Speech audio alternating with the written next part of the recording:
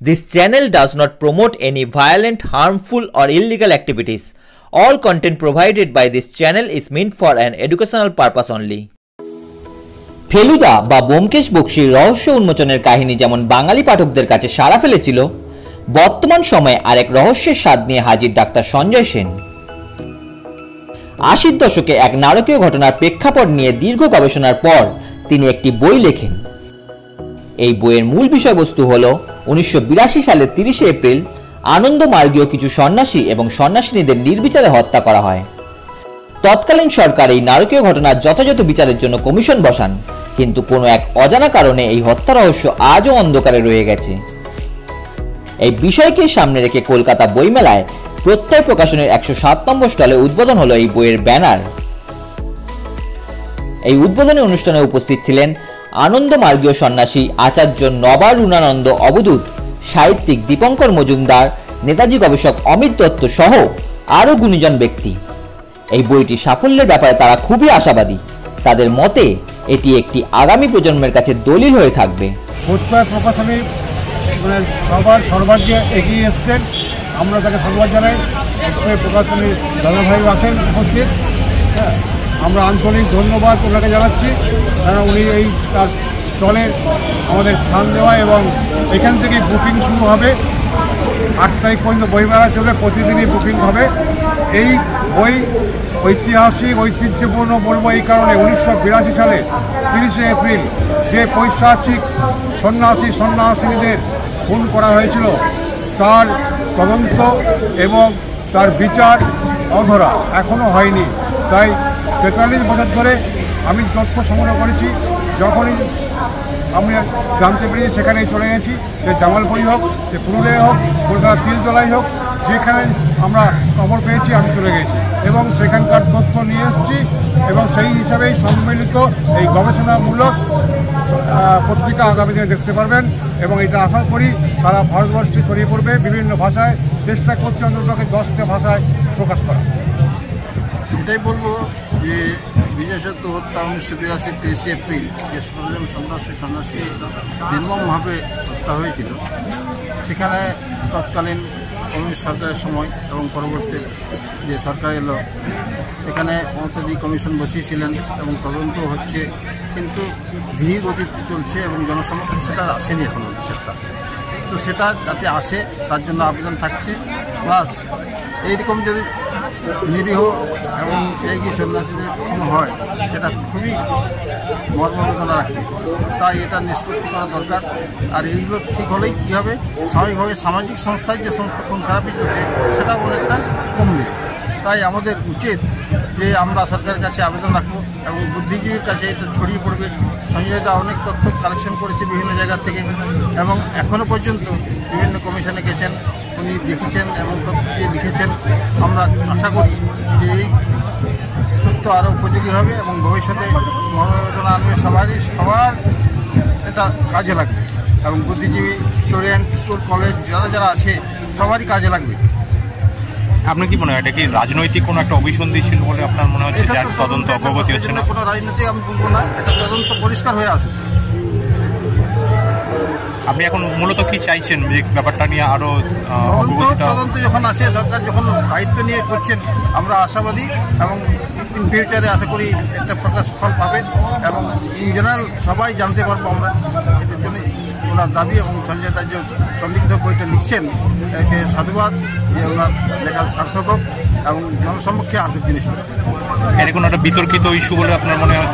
বিতর্কিত ইস্যু না, বিতর্কিত কিছুই না। এই বিতর্কিতটা কী না সেইটা পরিষ্কার হবে এই আলোচনার মাধ্যমে, প্রকাশনের মাধ্যমে।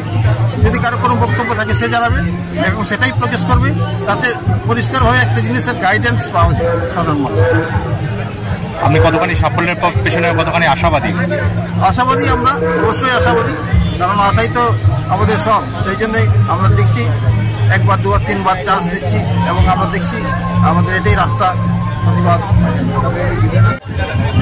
এই যে ঘটনাটা, এই ঘটনার আগে আমি একটা ইতিহাস পুনরাবৃত্ত করতে চাইছি।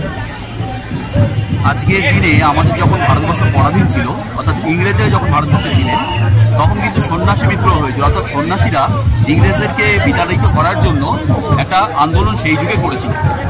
কিন্তু স্বাধীনতার পরে সেই সন্ন্যাসীদেরই একটা অংশ, সেটা যে মার্গেরই হোক না কেন, তাদেরকে নৃশংসভাবে এবং নারকীয়ভাবে পুড়িয়ে হত্যা করা, এটা সত্যি মানে অপ্রীতিকর এবং মানা যায় না। আমার মনে হয় যে ভারতবর্ষের স্বাধীনতার পরে এরকমভাবে একজন মানে এক শ্রেণীর সন্ন্যাসীকে পুড়িয়ে মারা, তাদেরকে হত্যা করা, এটা ভারতবর্ষের আন্তর্জাতিক লজ্জা, এটাই বলবো।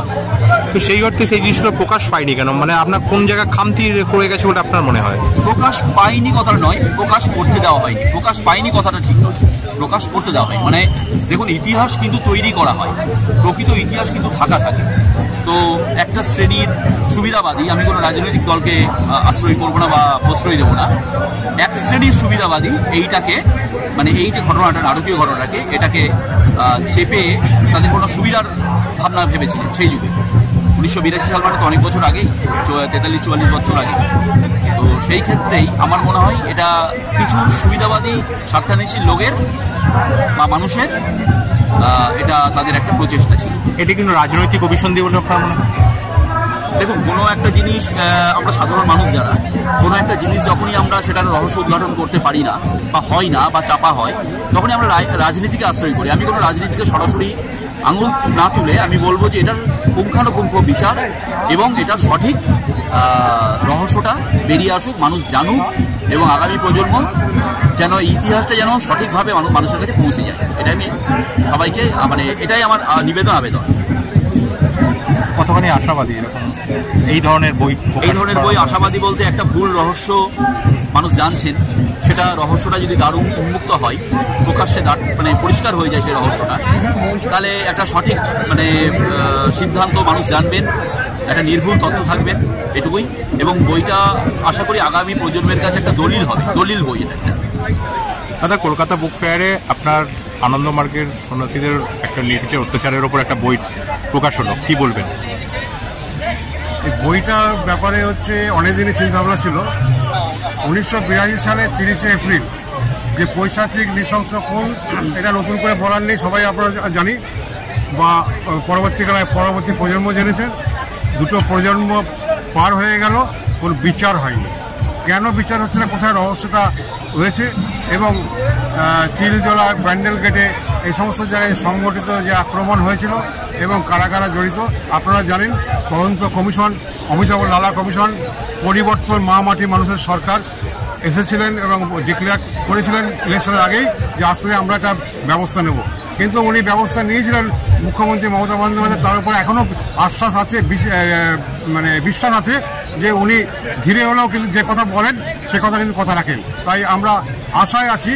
ইচ্ছা ছিল বইটা আর একটু দেরিতে হলো এই কারণে যে আমি মুখ্যমন্ত্রীর দিকে তাকিয়ে আছি, আমরা সবাই তাকিয়ে আছি যে অমিতাভ লালা কমিশন, যে কমিশন উনি তদন্ত কমিশন বসেছে, সেইখানে কিন্তু আমিও সাক্ষী ছিলাম, আমিও সাক্ষ্য দিয়েছি। কিন্তু সাক্ষ্যের ব্যাপারে কিছু কিছু মত আছে, সেইগুলো ব্যাপার নিয়ে আমার ব্যাপারে এটা চিন্তা হয়, যার জন্য আমি গবেষণা যে করেছি। আমি আর দেরি করলাম না, যে আর অপেক্ষা করার নয়, যতটুকু পেয়েছি ততটুকুই প্রথম খণ্ড বের করব এবং বের করে মানুষের কাছে পৌঁছে যাবে এই বই, যে কি রহস্য হয়েছিল এবং কি কেন খুন হয়েছিল, খুনের পেছনে কোন রহস্য ছিল, সেই সব নিয়ে ডিটেলস বইটা বের করা হয়েছে।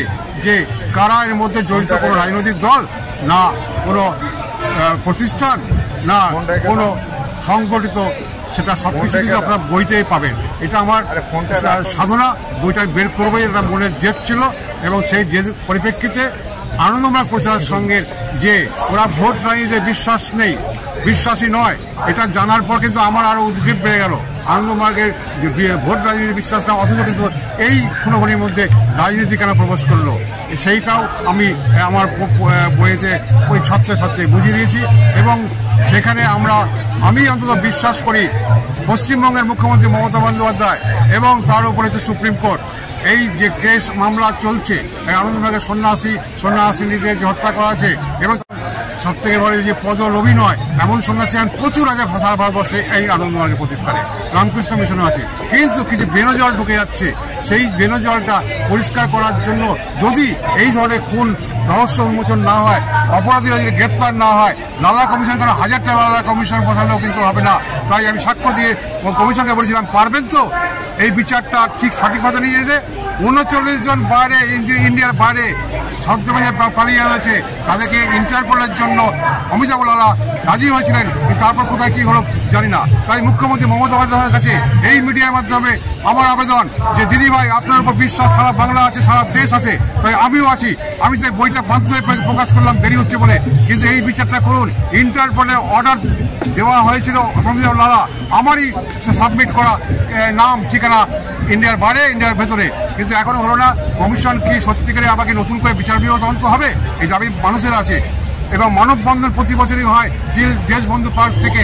কলকাতার সাংবাদিকরা, ভুল বললাম, সন্ন্যাসিনীরা, তারা এখনো আশাবাদী যে বিচার হবেই। সেই বিচারটা সত্যি কি পাবে পাবলিক, মানুষ এবং খুনিদের আত্মা? আপনার কতখানি আশাবাদী? কতখানি আশাবাদী আপনার? আমি খুবই এখনো আশাবাদী। আশায় তো বাঁচে মন, আশায় তো সবাই আমরা বাঁচি।